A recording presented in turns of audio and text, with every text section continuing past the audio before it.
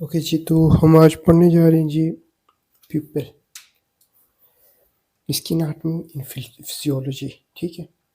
और नेक्स्ट जाके हम पढ़ेंगे फिर लाइट रिफ्लेक्सेस, जो काम आती हैं हमारे पता लगाने के लिए कि आई में कौन सी पैथोलॉजी चल रही है और किस लेवल पे चल रही है। आया कि वो आई के अपने लेवल पे चल रही है या नर्वस सिस्टम के, यानी सेंट्रल नर्वस सिस्टम या क्रेनियल नर्व्स के लेवल पे चल रही है। ठीक है। तो सबसे पहले आप देख लें कि प्यूपिल होता क्या है। ये एक ओपनिंग है at the centre of iris. आपको पता है कि ये आई है, आई के, ये आई है ना, तो ये आइरिस है, आइरिस नहीं है, ये कोरोइड है दूसरी लेयर। उसके आगे मैंने कहा था एक्सटेंशन होती है ऐसे, इसको सिलियरी बॉडी कहते हैं। सिलियरी बॉडी की आगे वाली वाले पार्ट को आइरिस कहते हैं। और आइरिस के दरमियान में जो ये जगह बचती है ना, सेंट्रल ओपनिंग, इसको क्या कहते हैं जी? प्यूपल कहते हैं। ठीक है। बाकी चीज़ों को मैं नहीं बना रहा क्योंकि टाइम नहीं है इतना। ठीक है। मैंने सिर्फ प्यूपल को ही डिस्कस करना है। ओके, तो प्यूपल को कंट्रोल कौन कर रहा होता है? ये मसल्स कंट्रोल कर रहे होते हैं प्यूपल को। कौन से मसल्स? दो तरह के मसल्स जिनका अपोजिट फंक्शन होता है। जैसे कि ये प्यूपल है ना, फर्स्ट किया हमारे पास, ये प्यूपल है। प्यूपल है क्या? अपर्चर है। किसके दरमियान अपर्चर या सुराख किसके दरमियान है? आइरिस के दरमियान। तो समझ लें कि ये आइरिस से मिलके बना होता है। ये मसल्स आइरिस के ही मसल्स होते हैं। ठीक है। तो सेंटर वाले जो सर्कुलर मसल्स होते हैं वो कंस्ट्रिक्टर मसल उनको कहते हैं, या कंस्ट्रिक्टर प्यूपिलाई मसल। ठीक है। जबकि साइड वाले जो मसल्स होते हैं वो इस तरह के अरेंज हुए होते हैं। ठीक है। इनको कहते हैं डायलेटर प्यूपिलाई। आपको पता है कि जब इस तरह के सर्कुलर मसल्स कंट्रैक्ट होंगे तो ये हमेशा प्यूपल को कंस्ट्रिक्ट करेंगे और वो क्या कराएंगे जी? मायोसिस कराएंगे। ठीक है ना। ये प्यूपल है पूरा। ठीक है। और ये प्यूपल है, सेंट्रल वाला अपर्चर। और इसके ये बना हुआ किससे? आइरिस के दरमियान वाले अपर्चर से बना हुआ है। ठीक है। जबकि इसके साइड वाले मसल्स जो हैं आइरिस के मसल्स, वो कौन कौन से? कंस्ट्रिक्टर प्यूपिलाई और ये वाले डायलेटर प्यूपिलाई। ये कौन से? डायलेटर प्यूपिलाई। और ये है कंस्ट्रिक्टर प्यूपिलाई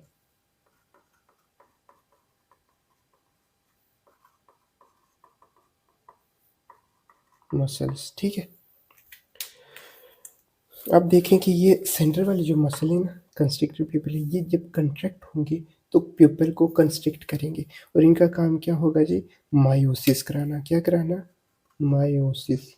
मायोसिस का मतलब होता है कि प्यूपिल को कंस्ट्रिक्ट कराना, छोटा कराना। जबकि डायलेटर प्यूपिलाई, आपको पता है डायलेट कराना इनका काम है, डायलेट कराना प्यूपिल को। क्यों? क्योंकि ये कंट्रैक्ट होंगे जब, तो आपको पता है ये ऐसे सिकुड़ेंगे अपनी तरफ, तो ये ऐसे खोल देंगे प्यूपिल को। समझ रहे हैं ना आप? ठीक है। यानी कि ये मसल है पूरा, तो ये मसल अगर कंस्ट्रिक्ट होगा तो ये छोटा हो जाएगा ना, तो इसको भी साथ अपने खींचेगा, तो इन मसल्स को भी तो डायलेट कर देगा पीपल को एट द एंड। ठीक है। अब देखें सप्लाई कौन सी हो रही होती है। ओके, तो जो स्फिंक्टर मसल्स होते हैं ना, यानी ये वाली जो दरमियान वाली मैंने बनाए थे मसल्स, ये स्फिंक्टर मसल भी इसको कहते हैं, प्यूपिलरी स्फिंक्टर मसल। ठीक है। इनको कौन सप्लाई कर रहा होता है जी? Parasympathetic nerve fibres. ठीक है। कौन से? Para sympathetic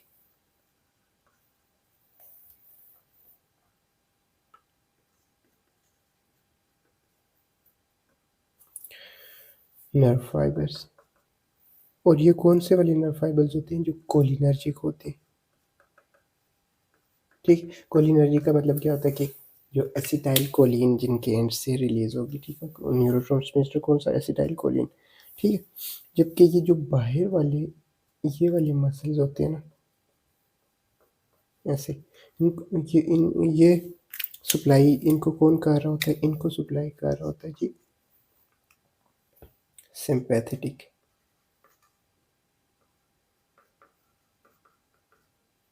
nerve fibres. ठीक है। और सिंपैथेटिक नर्व फाइबर्स कौन से वाले? जो कि कोलिनर्जिक नहीं है बल्कि एड्रिनर्जिक है।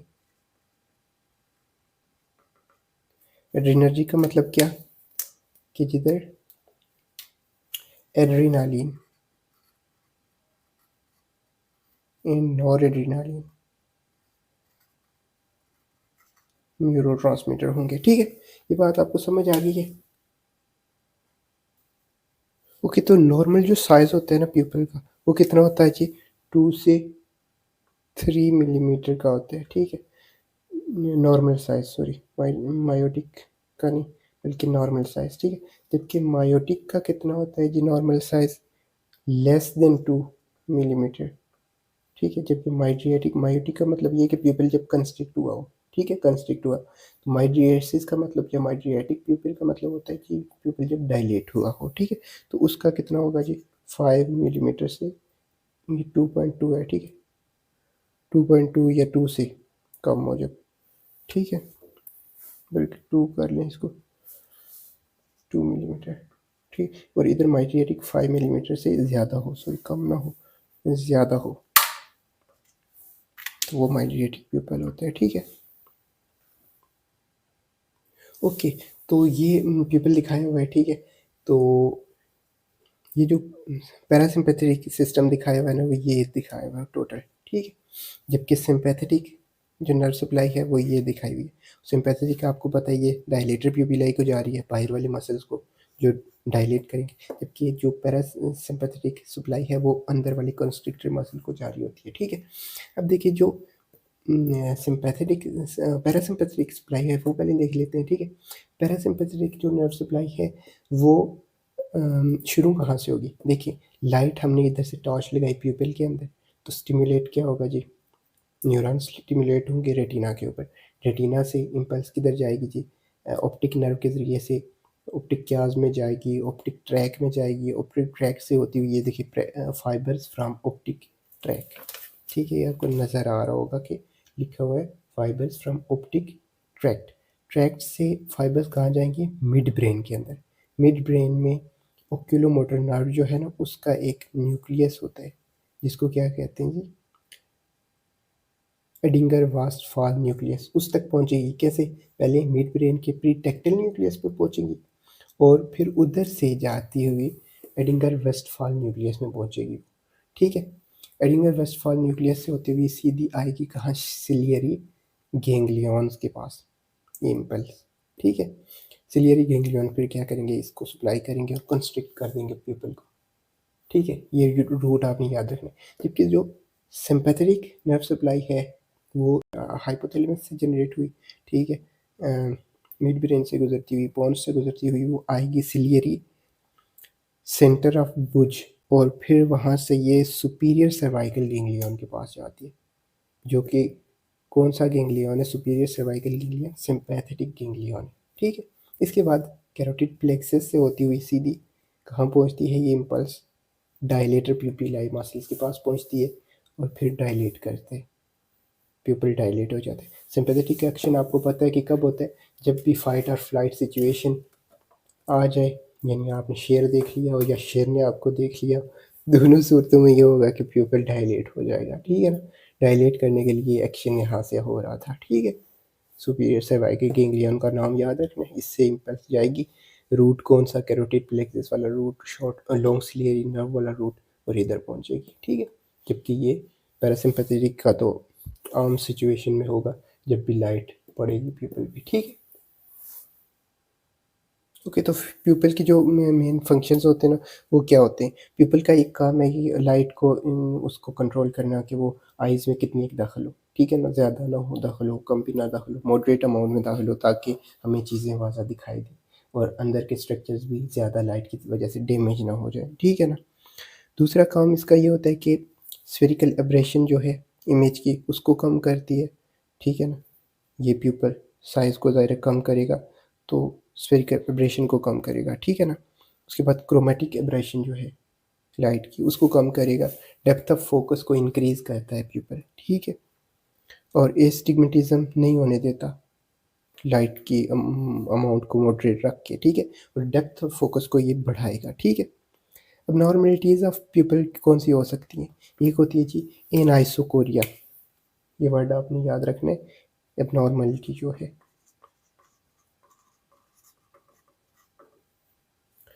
किसकी, प्यूपल की बात कर रहे हैं हम, बॉडी प्यूपल रहे हैं, ठीक है। तो एन आइसोकोरिया, एन आइसोकोरिया का मतलब होता है, इन आइसोकोरिया का मतलब होता है जी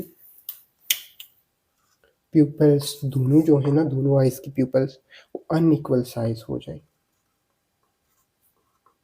यानी एक का साइज बड़ा हो एक का साइज छोटा हो गया हो, ठीक है। दूसरी क्या हो सकती है जी एबनॉर्मेलिटी, मायोसिस, ठीक है। क्या, मायोसिस। अब आप कहेंगे कि मायोसिस तो आपने पढ़ाई है जी फिजियोलॉजी में, नॉर्मल में। मायोसिस तीसरी हो सकती है माइड्रियासिस। तो ये कंप्लीट मायोसिस को कह रहा हूँ मैं, पैथोलॉजिकली कंप्लीट मायोसिस हो जाए कि कंस्ट्रिक्ट ही रहे, डायलेट हो ही ना, तो वो कंडीशन पैथोलॉजी को हो जाती है। फिर माइड्रियासिस ये कि डायलेट ही रहे और कंस्ट्रिक्ट हो ही ना, तो फिर भी तो आपको पता है, ये मैंने बता दिया था कि 5 मिलीमीटर से ज़्यादा, ठीक है, डायलेट माइड्रियासिस है, और 2 से कम मायोसिस है, ठीक है ना, मिलीमीटर से कम ये हो सकता है। उसके अलावा कोरिट्रोपिया या कोरेक्ट्रोपिया, ठीक है, ये वर्ड कोरेक्ट्रोपिया का मतलब ये है कि प्यूपल की जो पोजीशन है ना, ट्रोपिया, इक्टोपिक, कोरेक्टोपिया। एक्टोपिया का मतलब ही किस लिए यूज़ होता है जी, एक्टोपिक प्रेगनेंसी होगी यानी अपनी जगह से कहीं और, तो इसमें क्या होगा, कोरेक्टोपिया की प्यूपल अपनी जगह पे नहीं है, कहीं और है, यानी सेंटर के बजाय यहाँ पे होने के बजाय ये यहाँ पे होने के बजाय यहाँ पे चला गया, तो ये अब नॉर्मलिटी आ जाएगी, ठीक है। पोलिकोरिया के मतलब एक से ज़्यादा प्यूपल है, ये भी है ये भी है ये भी है, 3 भी हो सकते हैं 2 भी हो सकते हैं, ठीक है। पोलिकोरिया ये सारी अब नॉर्मलिटीज़ हैं, ठीक हो गया। ये आइसोकोरिया लिख लो दोबारा, ये सारी अब नॉर्मलिटीज़ हैं। अब प्यूपिलरी रिफ्लेक्सेस की बात करेंगे, जिसके लिए हमने सारी कहानी की है, और जिस कहानी को समझना आपके लिए बहुत ज़रूरी था, किस लिए, कि आपको प्यूपिलरी लाइट रिफ्लेक्सेस का मकसद और मतलब समझ आ जाए, ठीक। अब देखें ये प्यूपिलरी लाइट रिफ्लेक्सेस बड़ी इंपॉर्टेंट है, देखने में कुछ नहीं है कि भाई आंखों में लाइट लगा रहा है बंदा, डॉक्टर आंखों में लाइट लगा रहे हैं, हालांकि उस लाइट लगाने से जो है ना, वो आपकी कोई 50 किस्म की बीमारियों का पता लगा रहा होता है, ठीक है। ओके जी, तो देखिए प्यूपिलरी लाइट रिफ्लेक्सेस किस लिए की जाती हैं, लोकलाइज करने के लिए लेयन को, ठीक है ना, कि कहाँ पे लेयन आई है, ठीक है। दूसरी चीज़ ये देखने के लिए कि इटियोलॉजी क्या है, कि कौन सी काज हो सकती है इस लेयन की, ठीक है। तीसरी चीज़ ये देखने के लिए कि आइदर डिजीज़ प्रेजेंट भी है या नहीं प्रेजेंट, ठीक है। अब प्यूपिलरी लाइट रिफ्लेक्सेस 3 तरह की होती हैं, ठीक है ना। एक होती है जी, पहली टाइप से इसकी बात करें ना, तो 3 तरह की होती हैं, light reflex test, direct and consensual, direct light reflex and consensual light reflex. अब डायरेक्ट लाइट रिफ्लेक्स का क्या मतलब है, कि जिस आंख में आप रोशनी डाल रहे हैं उसी की लाइट रिफ्लेक्स आप चेक कर रहे हैं, ठीक है ना। और कंसेंजुअल ये है कि एक जिस आंख में आप डाल रहे हैं, फर्ज किया ये नोज़ है, ये दोनों आइज़ हैं, ये और ये, ठीक है, आप इसमें लाइट डाल रहे हैं और इधर ओक्लूडर रखा हुआ है आपने दरमियान में, हाथ ऐसे करके नाक के ऊपर रखा हुआ है, और देख इसमें रहे कि प्यूपिल कंस्ट्रिक्ट होगा या नहीं, तो ये होगा कंसेंजुअल लाइट रिफ्लेक्स, ठीक है।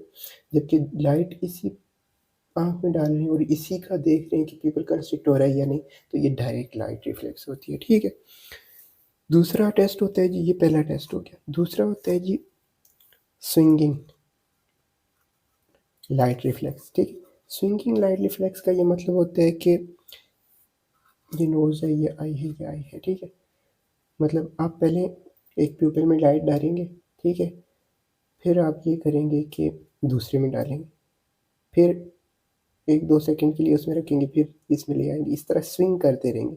स्विंग यानी झूला झुलाएंगे लाइट को, ठीक है। स्विंगिंग लाइट रिफ्लेक्स, थोड़ी थोड़ी देर बाद ऐसे ऐसे, तो ये होगा कि ये रिफ्लेक्स अगर मतलब एक प्यूपल में कोई डिफॉर्मिटी आ गई, वो कंस्ट्रिक्ट करने के बजाय डायलेट करना शुरू हो गया, जो कि RAPD में होता है। RAPD, रिलेटिव ऑफरेंट प्यूपिलरी डिफेक्ट, ये कंडीशन है, वो आगे पढ़ते हैं हम, ठीक है। उसमें होगा कि स्विंगिंग लाइट रिफ्लेक्स शो करेगी कि RAPD है, और RAPD से हमें अंदाज़ा हो जाएगा कि कहीं पीछे जो सिस्टम है ऑप्टिक ट्रैक का या ऑप्टिक डिस्क का, उसमें ख़राबी आ गई है, उसमें कहीं लहन आ गया है, ठीक है।